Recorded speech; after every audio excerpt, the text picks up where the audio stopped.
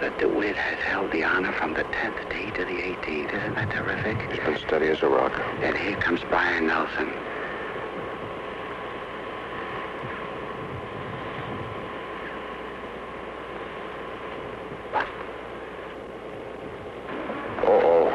Byron has hit that way out to the right, and it is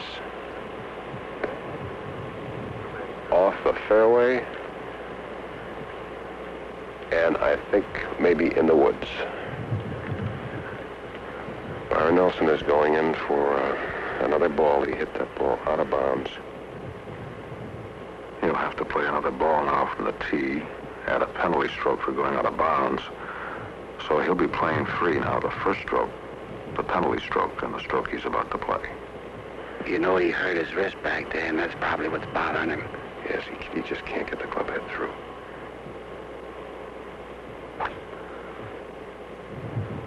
Well, Byron hit it on the hook side this time, down. No, it will miss the rough. I believe runs through the rough and back down into the fairway. He is lying 3 in the fairway, and he has had just about every bad break in the book. Byron Nelson is lying 3. He's using a 4 wood. He's about 220 yards from the hole, and there's a strong following wind. I believe he has too much club, but he's trying to carry it all the way up.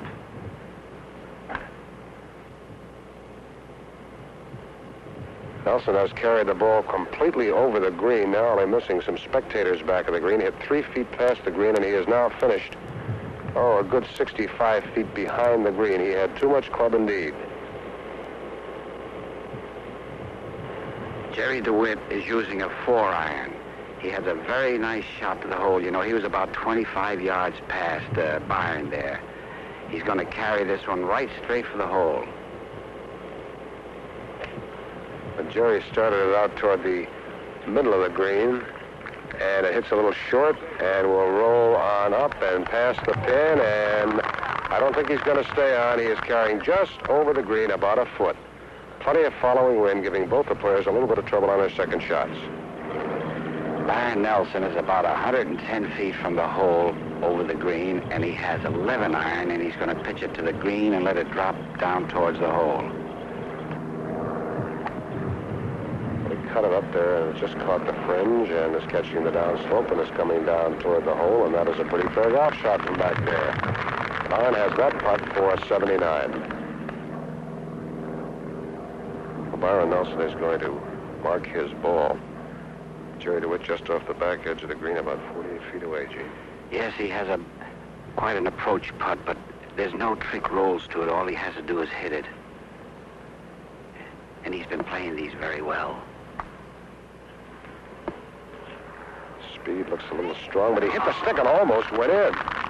Almost went in for an eagle 3, and he has a cinch birdie 4 for an even par 72. What a shot. That was a beautiful approach putt.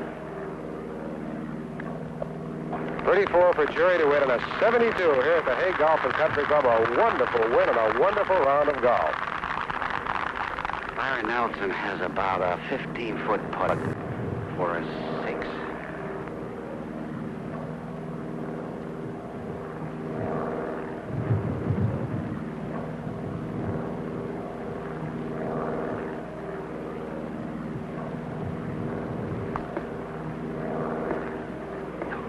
Now, that's a shame, just by on the left side of the hole, and Byron will tap it in backhanded for a double bogey 7 with the ball out of bounds, and an 8 over par 80 for the round.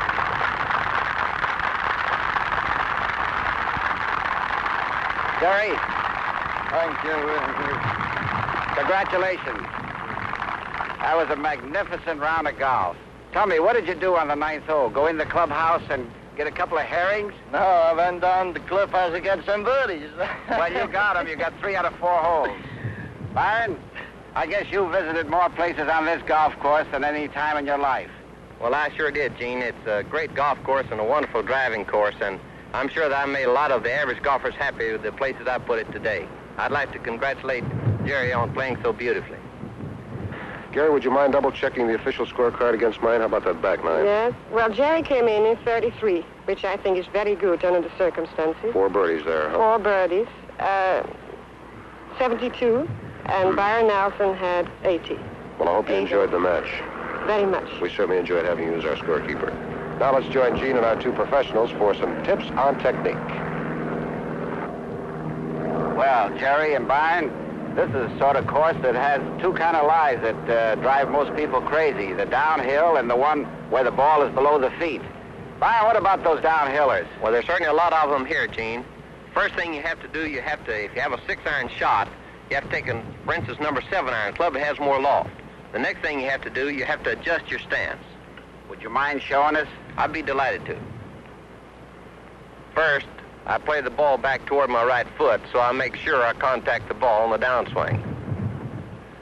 Then I flex my right knee until my shoulders are level. On the backswing, I break my wrists a little sooner than I ordinarily would, which makes the club head clear the ground.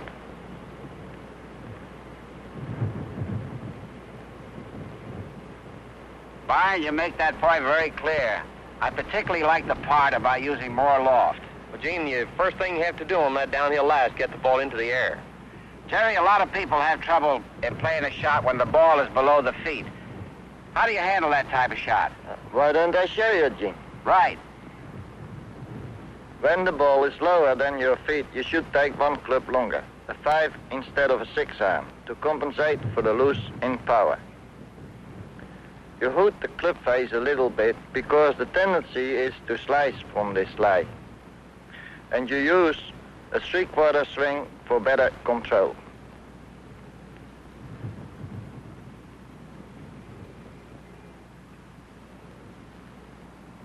Gerry, the worst mistake you can make on a downhill lie is not to stay down to the ball, right? Yes, Gene. You have to stay on balance and be sure you don't peek.